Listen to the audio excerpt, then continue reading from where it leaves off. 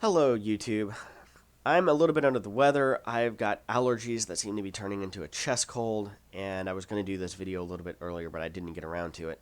But at any rate, it's Gamescom time, and the press have already kind of gotten a first look at Elite Dangerous 2.2, and I thought I would talk a little bit about what they've revealed thus far, what I hope to see in the near future from Gamescom, not only for 2.2, but I hope that they also show some footage and things of to come in 2.3, and maybe give a little bit more of an indication about 2.4.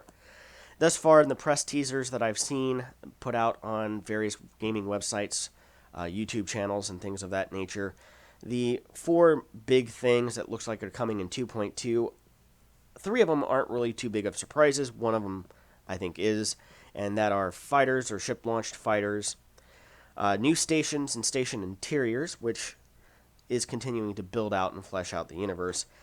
New passenger ships and missions, although there's been scant detail given about that thus far, and aliens that they may be making an appearance sooner rather than later, and basically making their presence started to be really felt and, well, not only known but felt as early as 2.2, which is frankly something that I don't think most of the community, including myself, was really expecting to see until 2.4. We expected that was the big question mark reveal for 2.4 was Thargoids or some other alien race in there. So let's talk a little bit about each one of these features. They showed the fighters basically being launched and recovered. I'm not sure, we may have seen some of this footage before in earlier hints and reveals through in the spring, but those look to be pretty good mechanics. It looks like, depending on the ship that you're flying, you may be able to carry up to two of these fighters at any time to help protect you. Like if you're flying an Imperial cutter, it looks like it's going to take at least a size 7 bay. So that's going to be the cutter, the Anaconda, and the Corvette that'll be capable of mounting these fighters. Of course, with the exception of maybe the Corvette, or the cutter rather, if you're going to be carrying multiple fighters or a fighter, you're going to probably have to be carrying a smaller shield generator on your big main ship. So there's going to have to be some sacrifices there, or if you're flying a cutter, maybe you can only carry one fighter as opposed to two. And as a result of that, if you want to carry the max size shield. At any rate, I recently moved up to the Imperial cutter, and I can't say that I'm necessarily regretting that decision, finding out this information now. The new stations and interiors. It was confirmed a long time ago that the CQC stations that you saw would be making their way into the game, and that has now been confirmed that they'll actually be stations you'll be able to dock at throughout the galaxy in the game universe outside of just the CQC arenas. Now, they also revealed some new station interiors that should better reflect what you see based on where you are. They showed kind of a luxurious, maybe service tourism economy one, more than just kind of the industrial, the standard landing pads, and then the tropical paradise that you see at like Weird Station that's been around really since the pre-release days 2 years ago. So that's going to be a welcome sight that I think is going to add, again, more life dynamic. Is not going to be just going, oh, I'm going to the same station. There are people that are going to counter argue, well, you're still just going to the same station, doing the same mechanics. Yes, it's prettier to look at, especially in VR, but you can't interact with those locations yet. You can't get out of your ship and go walk to them, for instance. And it sounds like the expectations are that walking mechanic, FPS mechanic, will probably be the highlight of Season 3. That's what everybody's expectations are, but we haven't had any confirmation of that yet. Next up is passenger ships or new passenger ships and, well, passenger missions, which is going to be another highlight of the 2.2 release, giving people another thing to explore and do within the universe.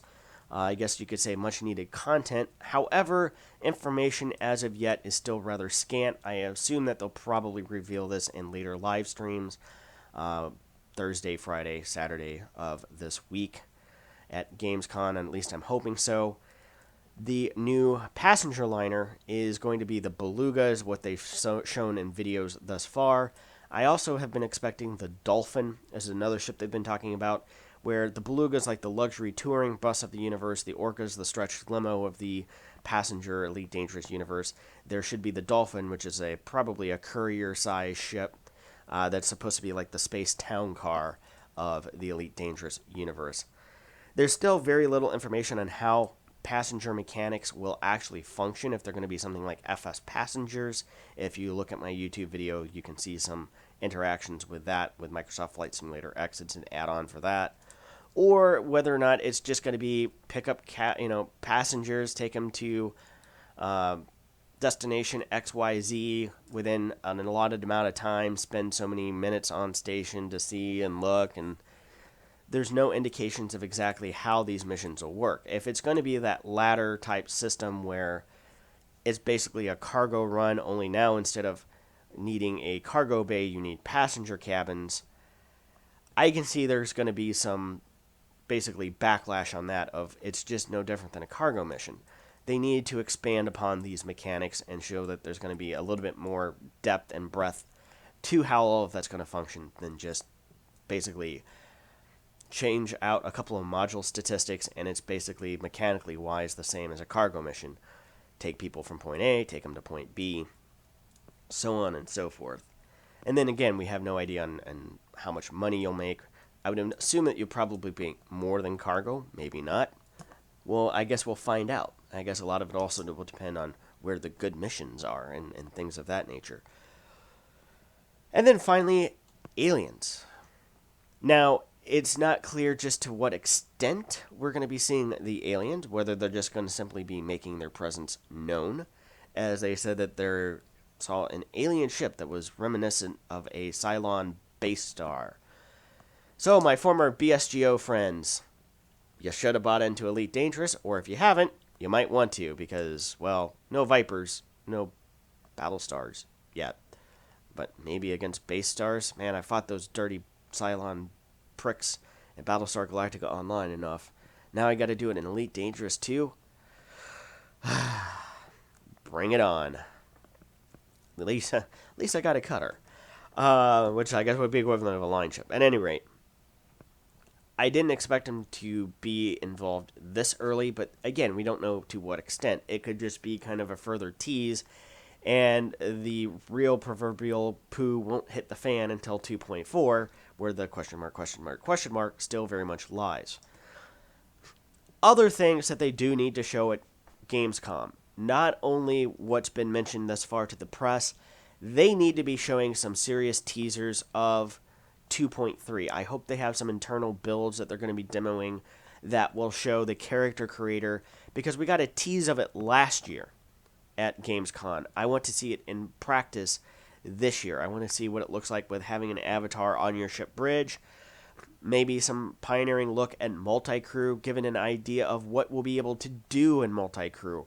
Why should my friends fly aboard my Imperial cutter as opposed to bringing their Anacondas or FDLs or Clippers or whatever else they're flying at the time along with me in a wing? Why should I give up that much firepower considering, where maybe we have AIs that control our pet fighters as opposed to other players? Why do I want my friends, and more importantly, why would they want to fly on my ship instead of flying their own ship? You have to give some pretty compelling reasons for people to do that, outside of just a token, let's try it once or twice and have a little bit of fun doing it, but not something we do on a regular basis. Again, are we going to be able to hire NPC APIs, essentially, or NPC AIs, to man some of those stations for us, even if they cost credits to hire per mission, per day, per month? What else is going on there? I'm sure there's going to also be a litany of sub-features that'll be in 2.2 and 2.3 and beyond.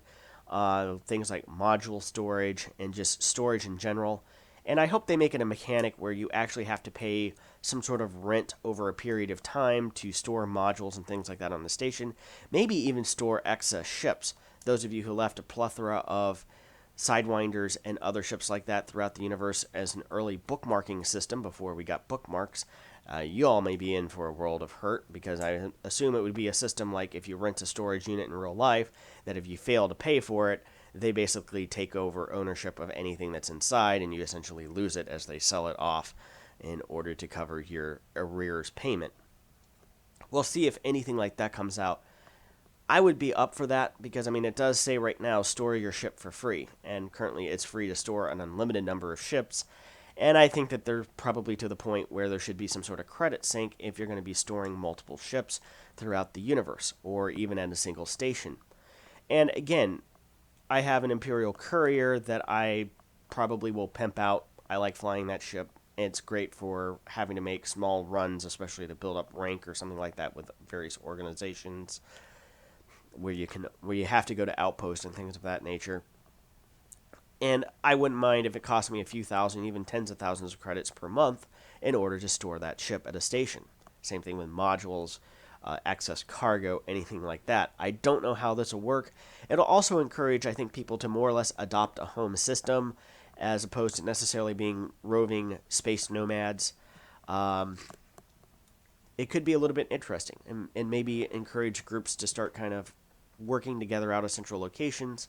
There are organizations that already kind of do that. Mercs and McCoon, I don't know if they're still around or not.